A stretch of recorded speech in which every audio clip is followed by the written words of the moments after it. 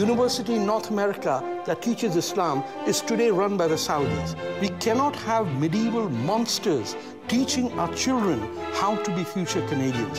He proved as president to be moderate and a man of unquestionable goodwill. Like the Polish Solidarity leader Lech Walesa, he proved more courageous in opposition than skilled in government. If they want me to do a drug test, a urine test, I'll do one right now. If there's any drugs in my system, any alcohol in my system, I have no problem doing that test. And if they... Rob, there's absolutely no need to do a urine test right now. From the Zoomerplex in historic Liberty Village, The Zoomer with Conrad Black and Denise Donlan. Greetings, everyone. Welcome to The Zoomer. Today on The Zoomer, we will be asking the question, are religions responsible for their fanatics? And we've gathered many wise men and women from various faiths around the round table, and I'm very eager to hear all of your thoughts on this issue. So let's tee up the topic. The sixth commandment says, "Thou shalt not kill." In fact, it says, "Thou shalt not murder." What it should say is, "Thou shalt not kill. Conditions apply. Check local listing for details."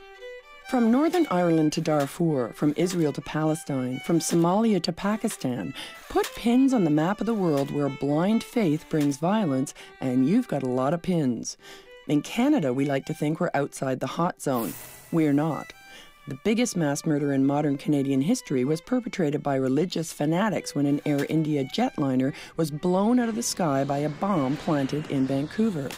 329 people died. 280 of them were Canadian citizens.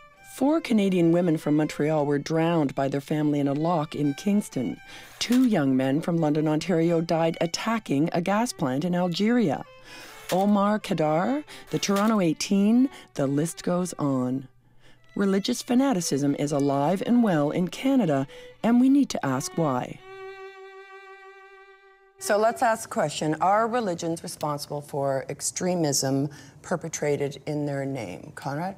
Well, in the broadest sense, you could make that case, but as a practical matter, we're talking about individuals in positions of authority in those religions, and in almost every case, they do not excite or incite extremism or violence, but there are some exceptions, and you have to single out those who are responsible from those who aren't. So I would say the religions in general are not, but individuals are in each faith. Magic. There is 3 dimensions where the fanatic will come from. Number 1 is from the leadership itself. If the leadership will twist towards the false teaching. The second thing is the teaching of the religion itself. So you will have some religion that will teach violence, that will teach discrimination against minority. The third part that I can see, if I went to the church and I found priest or pastor teaching nonsense that I didn't like, I will be the first one that will speak up. I was born as a Muslim and I converted to Christianity in the age of 18, and I went to the Egyptian prison and I was tortured from my belief in Christ. But the truth and the reality that today our world is unfair place, is unjust place, not because the people is doing evil, but because the people who remain silent about it. In the absence of light, darkness prevails. And this is the reality. And I think what's happening is that when religion is read thin, fanaticism happens. So the answer really is not less religion, it is more religion. All religion contains a deep respect for fellow human life. And when that isn't read thick into our belief systems, we have these kinds of extremism. I will actually disagree that not all religion will have respect to human life. No, here's the point. I think we sorted this out about 300 years ago, that more religion is not the answer, that the separation of religion and state is the answer. And those fundamental concepts are today being compromised in political correctness. We didn't come 400 years to where we are in Canada as the inheritors of Western civilization to say that divine texts are going to govern public law. Most of us who came over here to these shores came because it is only over here that I can say what I'm saying to you. If Christianity is read thick, if it's read right, it has no part of political power, because the very central figure of Christianity is about sacrifice, is about laying one's life down for the good of fellow neighbor, and it's not about grabbing power structures and political systems. But that doesn't bear out with study of history. Of history, as it was read thin, but as it is developed, it is. As a direct victim of terrorism, I lost my wife of over 20 years in Air India bombing. This thing was perpetrated by zealots from Sikh religion who brought their baggage of problems from back home, who did not adapt to our principles of democratic rights and freedoms. Could I just take a step back? It's extraordinary what you've just shared, and the fact that, you know, we're this close to it. First of all, I'd like to say that I'm not, and none of us are responsible for another religion's fanatic. It's a downward slope where it's very unpopular to say that religion has a role to play in the misery of where I come from, where 5 million people have died since 1947 because one man decided that Hindus and Muslims were separate nations. The imbalance starts where every religion starts thinking that this is the religion, you know, where you can get the salvation. My family has been assaulted by the Sikh terrorists or the Sikh hardliners twice, you know. You cannot expect from a common person that he is going to differentiate between what terrorism is, what modernization or moderation is.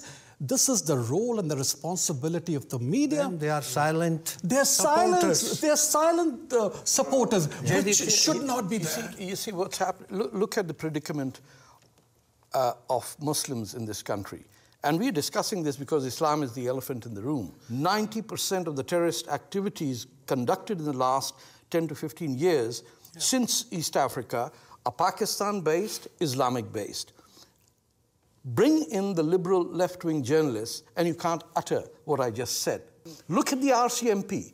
They're dealing with the same clerics as heroes who were training people and sending them to Somalia. They are the ones who have the ear to the government, to the Conservatives, to the Liberals, and definitely the NDP.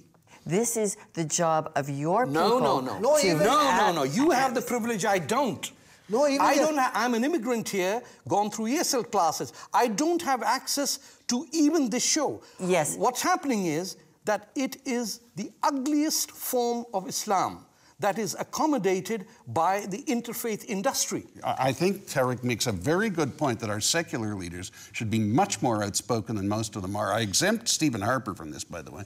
I agree. They should be. And Obama is no great prize as a leader against radical Islam.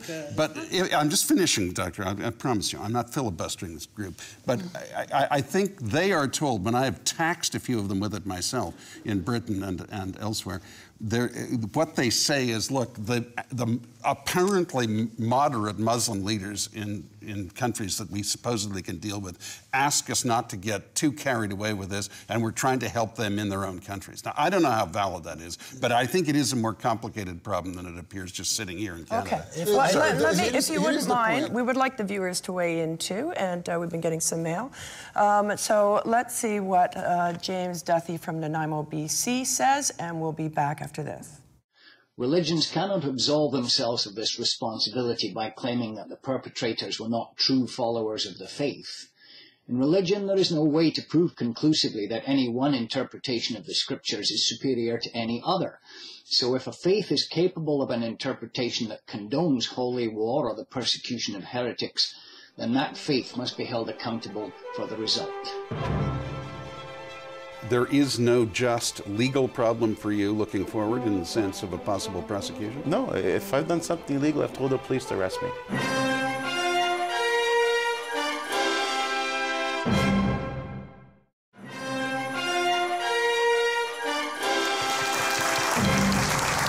We know that Canada is not free from extremism. There was the Air India flight where 329 people died, the Toronto 18 plot, the Via Rail plot, and the most recent situation where 2 young men from London, Ontario, of course, died with 40 armed Islamists in the storming of an Algerian gas plant. So how do you go from a small southern Ontario town with a swimming pool in the backyard to a desert in Algeria?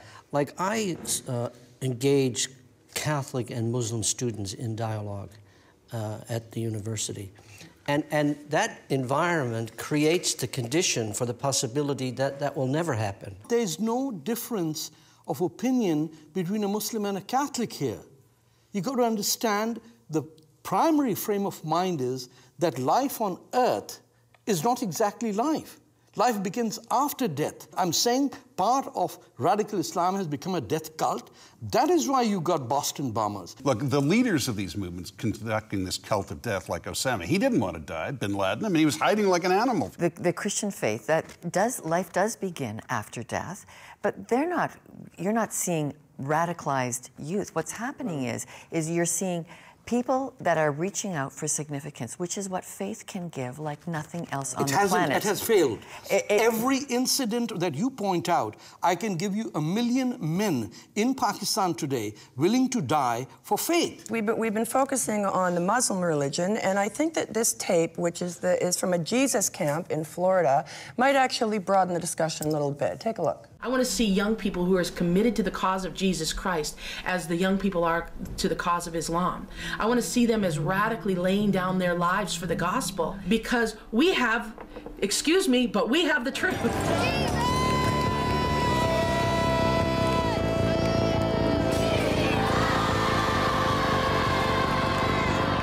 Take these prophecies and do what the Apostle Paul said and make war with them. This means war.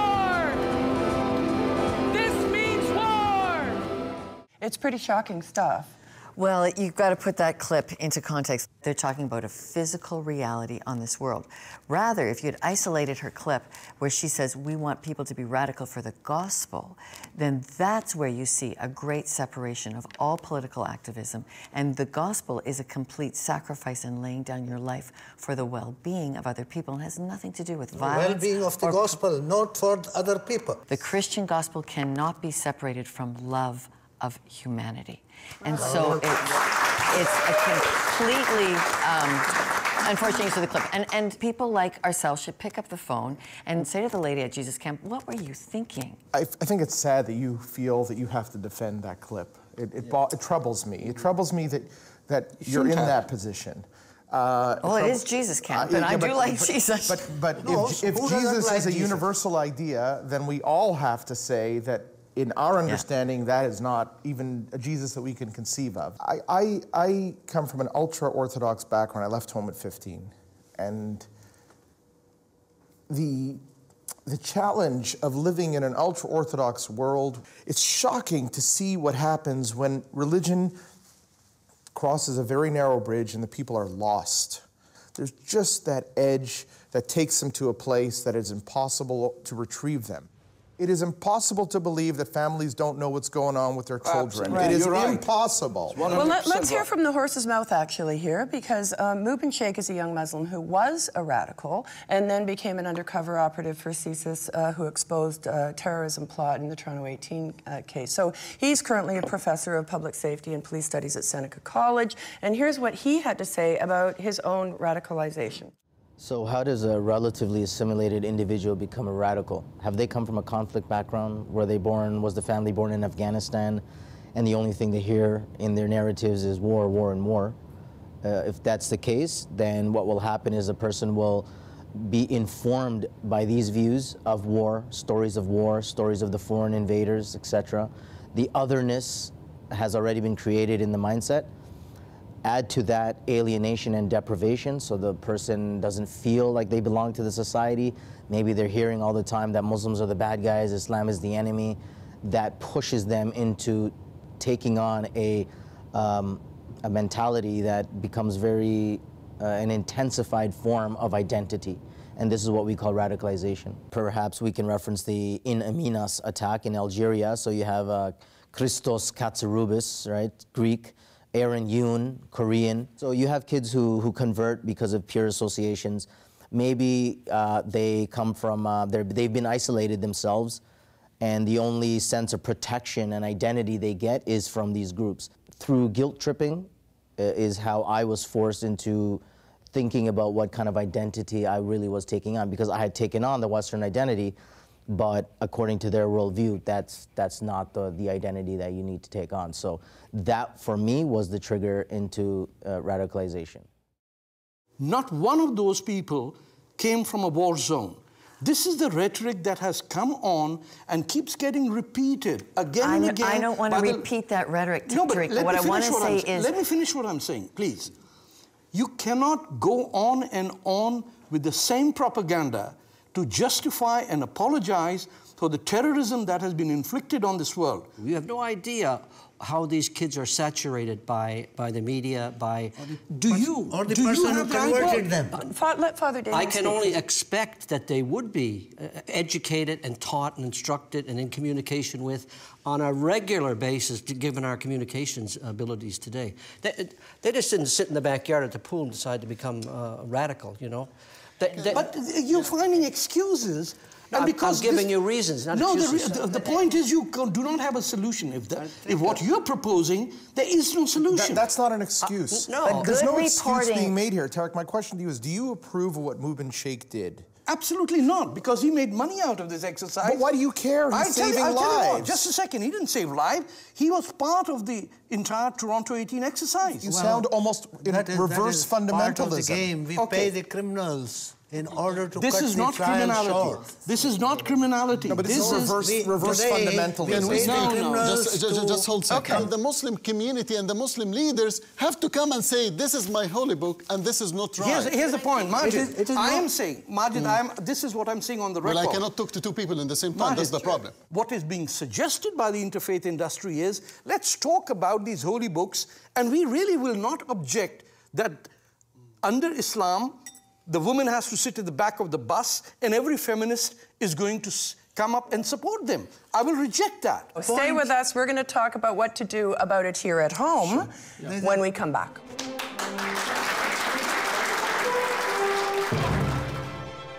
It's ripping our family apart. It's when you have an 8 and a 6-year-old wanting to go to school at 8 in the morning, crying, looking out the window with a horde of media there. They don't know, they're little kids. So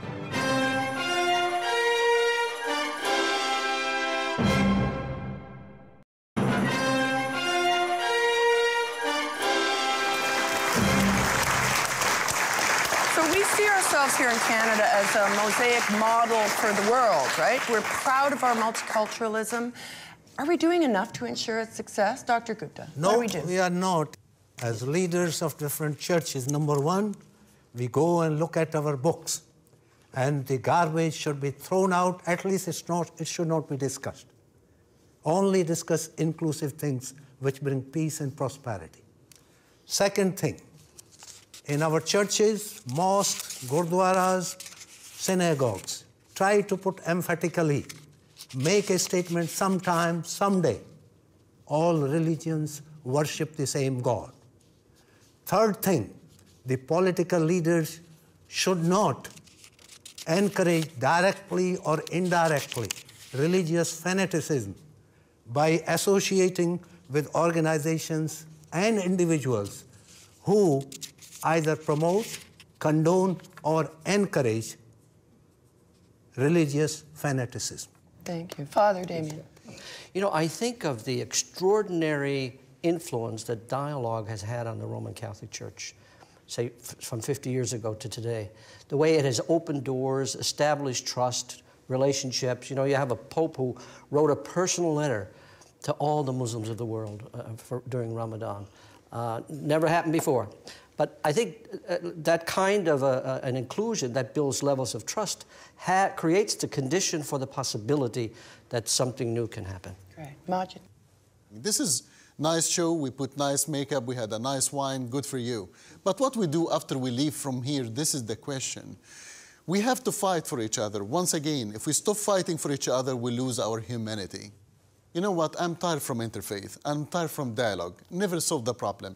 Actions. We have to take an action to stop this from happening here in Canada. Lorna? Well, the action we need to take is to examine what is in our religious leadership in this country. And Dr. Gupta, I'm very touched by your illustration of your loss of your wife in Air India. Was it your faith that helped you reconcile your anger and loss. And with all of our faiths, the answer for this extremism that alarms us is found within our faiths. Rabbi? I spend most of my time trying to figure out how we can take God out of religion so that religion is accessible to those who don't believe in God and those who believe that God can be manipulated. Nobody has the right to use God to do what they're doing. On the other hand, to simply have a vapid politic without religion, I think is a sad way to live. It is our duty, each and every one of us, to create entree to our religious values and teachings. Our young people need a call to action that doesn't require them to feel it. They need to know how to do it. Jaideep? I want to request the federal government and the provincial governments to stop aiding these organizations in the name of cultural diversities, because these funds are not being used in the right manner. Tarek? Conrad, people like you need to get into the business of fighting extremism and funding it. Why? Because we don't have any Saudis who have taken over Yale, Harvard, Stanford, Georgetown University, UFT. Every university in North America that teaches Islam is today run by the Saudis. We cannot have medieval monsters teaching our children how to be future Canadians. If we don't do that, our children won't forgive us. I agree with what most of the speakers have said. I take issue with the OC's theory of taking God out of religion. If you do that, you don't have a religion. Whatever you've got, it isn't religion. Just try it. Not I, brother. The fact is, we have to enforce more thoroughly than we have the absolute prohibition on people inciting sedition and violence. And in foreign affairs, where I think this present Canadian government does have a good record in this area, we have to support the policy of judicious use of force. The suicide bombings in Tel Aviv and Jerusalem stopped because the Sharon government killed the head of Hamas after each incident. They can always find, Tarek, millions of idiots and saps who will kill themselves for this cause, but the leaders won't die for it. And the Achilles heel of this movement is that the leadership is absolutely corrupt, cowardly, and dishonest. We should take them down. And we should try at the other end to educate, as Damien and others have said, as quickly as we can and as comprehensively as we can, the relatively uneducated masses, with all respect for their traditions, but to disabuse them of the idea that the killing people who don't share their views is acceptable.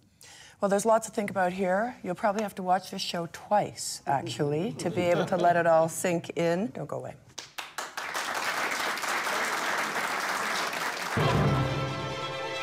And this is all my private life. Don't forget, I've never once been inebriated here at council. No one I've been suggested that. straight as an arrow. I've never missed a day of work in 13 years.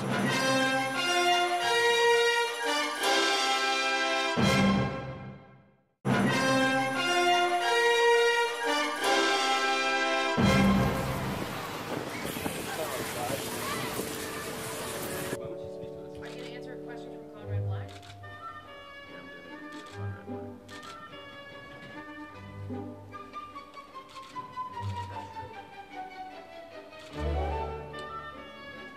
Therefore, do you think it's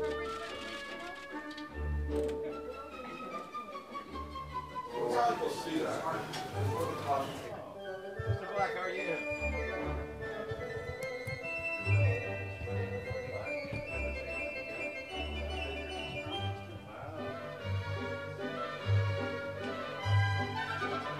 And then give me... David, how does he look?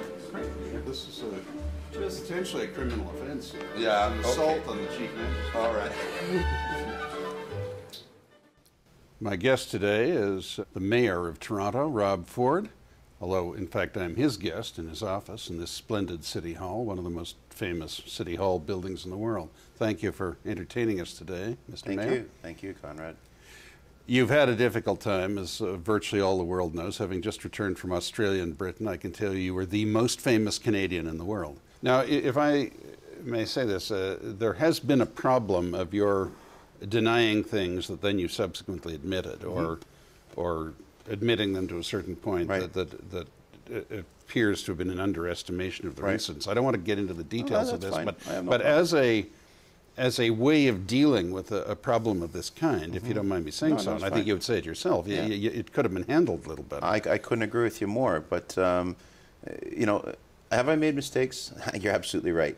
It's humiliating and embarrassing when you make a mistake. And obviously when you get caught, and I think we've all been in that situation, you think, how am I going to deal with it? And, you know, going back to like 7 years ago when I got inebriated at the hockey game. Half the people in the arena do. And, you know, including most of the directors. Oh, so you know, it was embarrassing. And, you know, it was stupid. They asked me, was that the Ottawa game? I said, no, it wasn't the Ottawa game. It was a New Jersey game. It was like semantics, I know, but, you know, so yeah, I admit it. I've, you know, drank too much at times, and I've had enough of that. You know, it's... Well, would you, I know you wouldn't think of it in these terms. I mean, if you were a reasonably heavy drinker who stopped, is it the case, assuming you stick with this, that you would expect to have that recognized by the voters? Because it is a purposeful demonstration of willpower. It's just not the drinking. I think they'll give me almost more will if I lose the weight. If they saw someone who's like 60 pounds or 70 pounds lighter, I know for sure when I look at somebody, and this is all in my private life. Don't forget, I've never once been inebriated here at council. No one I've been suggested that. straight as an arrow. I've never missed a day of work at 13 years. I get down 60, 70 pounds. It impresses me when I meet people that used to be heavy and have lost weight. My first thing is, wow, that takes a strong man to do that, or a strong woman to do that. Rob, you haven't even done what the late, great Ralph Klein did, when he got absolutely bombed one night. He went to a homeless shelter and stormed in and screamed, why don't you all get a job? You haven't done that? No, actually, I help out the homeless a lot out there.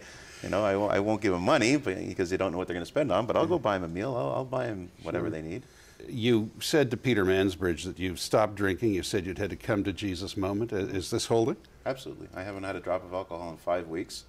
I was never an alcoholic, but you know, I'd like to have a few drinks on the weekends. Like I think a lot of people do, including me. Sometimes, you know, sometimes during the week too. But you know, a couple of times I made a fool of myself, if you want to be frank, and you know, down on the Danforth and stuff like that, and enough's enough. You felt that a lot of your problem is, I think you said, immature behavior. Yeah, immature behavior. It's embarrassing.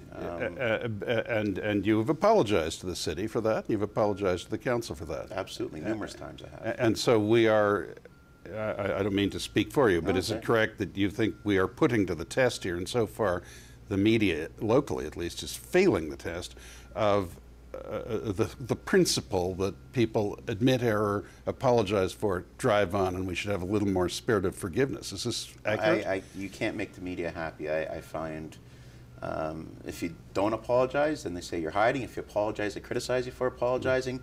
You know, I know I've run a good city. I've saved taxpayers' money. The city's booming right now. We have more cranes in the sky than we ever had before. Our unemployment's down.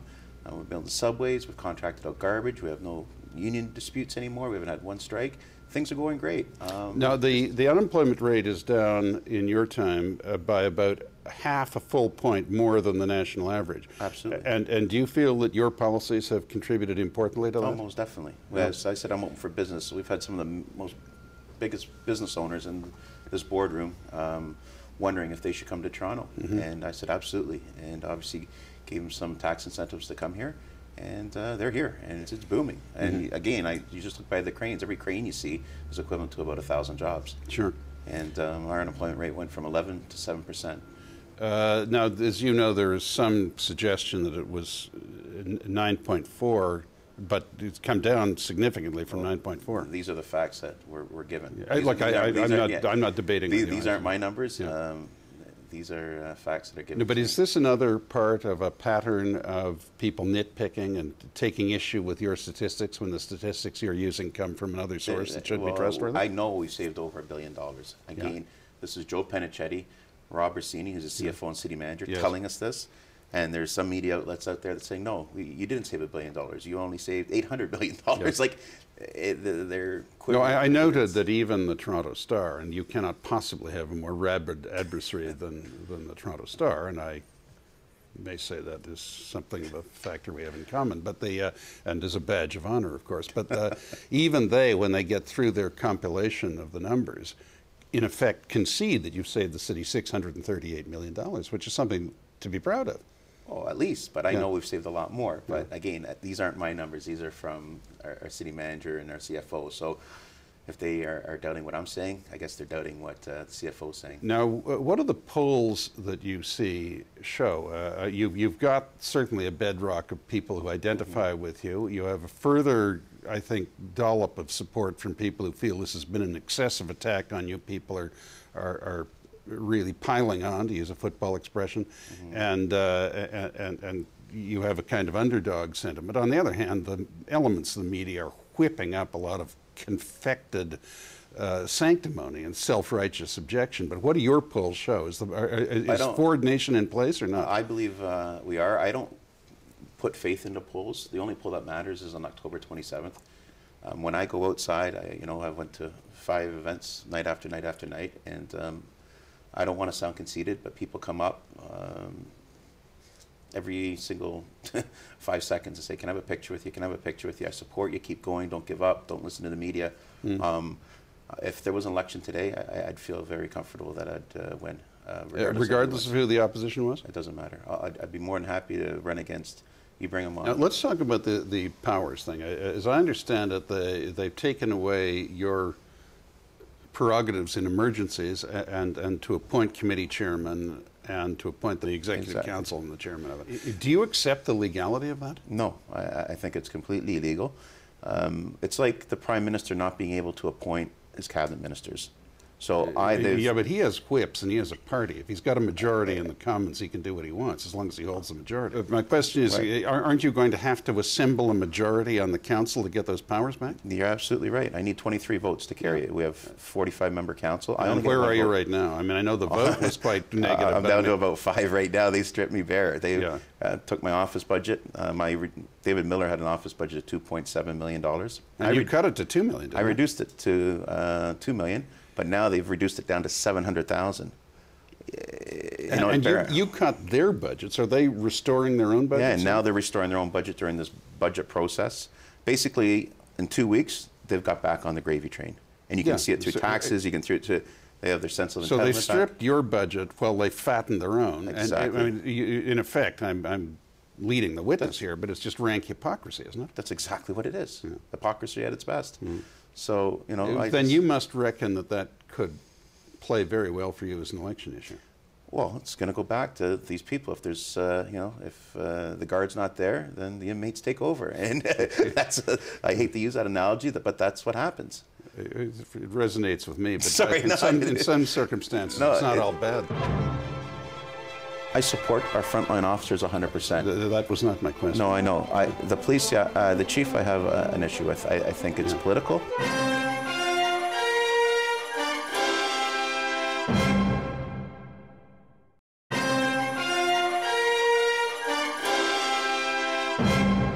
Are you actually optimistic about the next election? Absolutely. I'm feeling great.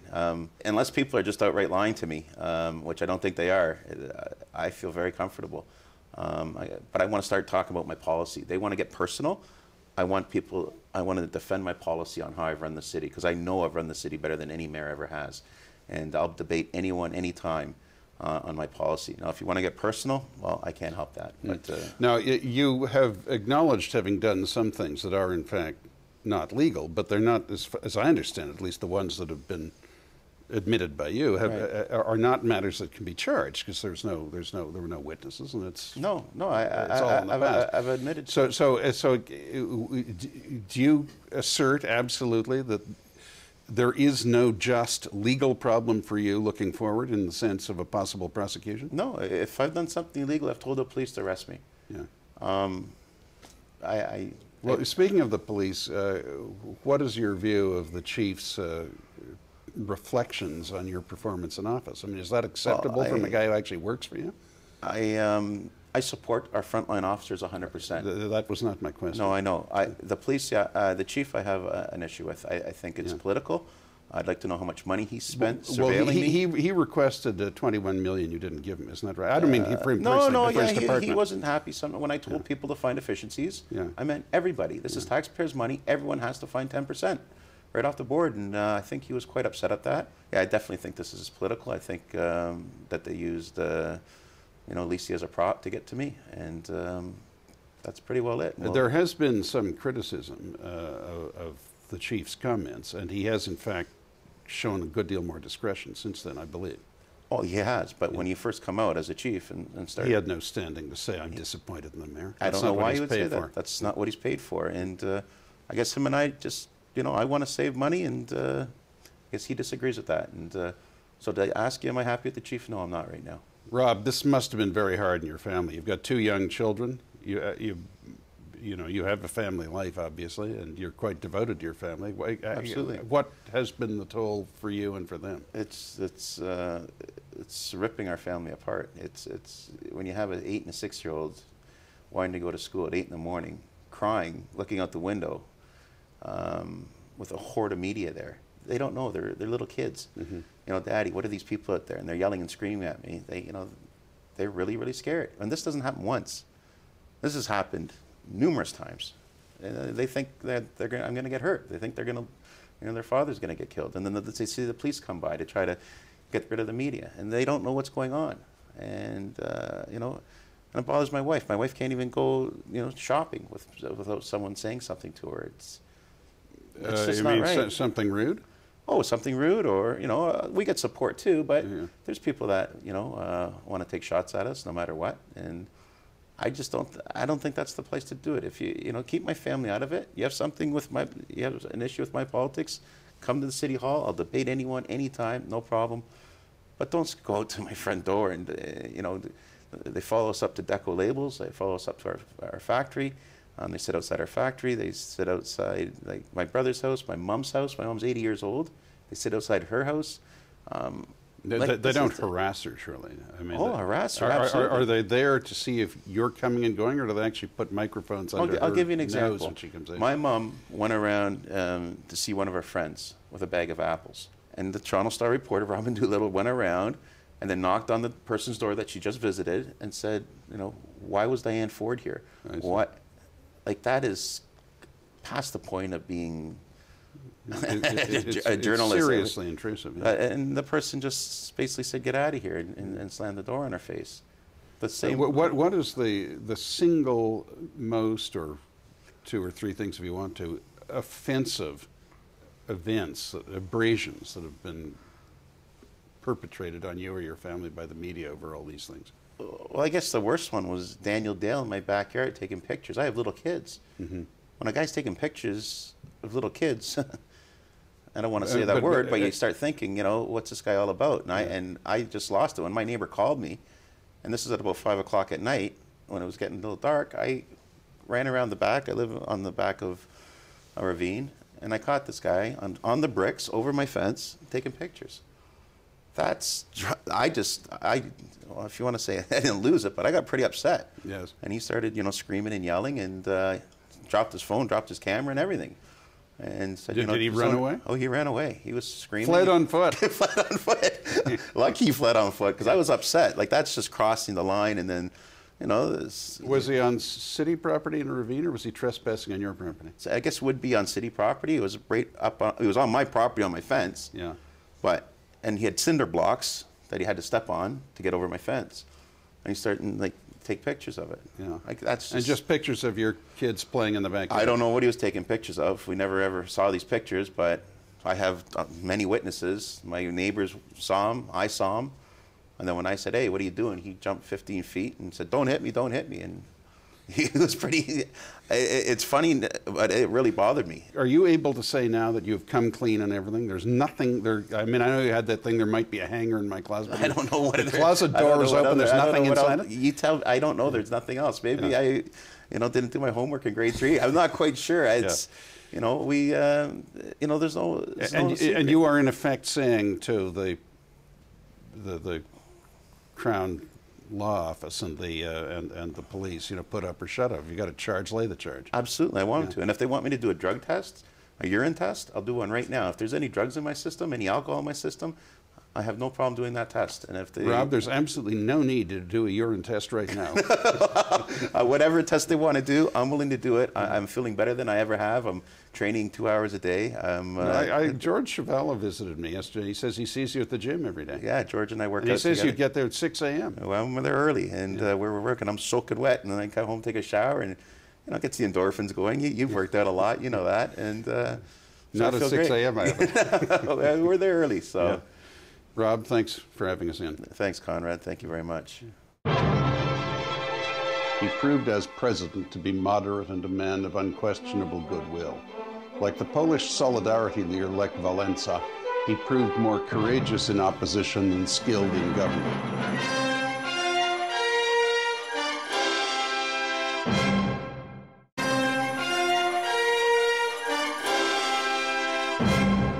You can see more of Conrad's conversation with Toronto Mayor Rob Ford on Vision TV tonight at midnight Eastern Time and 9 p.m. Pacific, and then on our website at thezoomertv.com.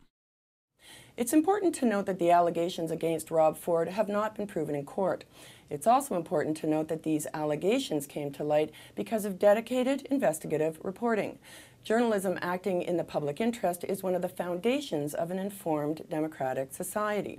As we ponder that, dignitaries from around the world are traveling to South Africa to pay tribute to a truly great man whose compassionate, principled leadership challenged oppression and truly changed the world. He will be remembered rightly as a great hero. Nelson Mandela, rest in peace.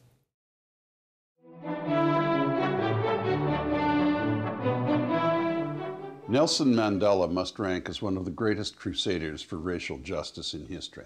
He adopted much of a winning formula from Gandhi and Martin Luther King, favoring nonviolence. But as Boers were more numerous and ruthless and rigidly attached to their country than the British in India, and less susceptible to moral argument than the white majority of the United States, they could not be got rid of as peacefully as Gandhi eased out the English or King promoted the rights of the African Americans. Mandela has sanctioned force, but in the circumstances of the repulsive apartheid regime inflicted on South Africa, that is not unconscionable. After 27 years in confinement, albeit latterly in considerable comfort, he might have been expected to be more bitter. But although he regarded black robberies of white homes as wealth redistribution, he proved as president to be moderate and a man of unquestionable goodwill. Like the Polish Solidarity leader Lech Wałęsa, he proved more courageous in opposition than skilled in government, but will be remembered permanently as a great leader of the oppressed and as a reconciler of races.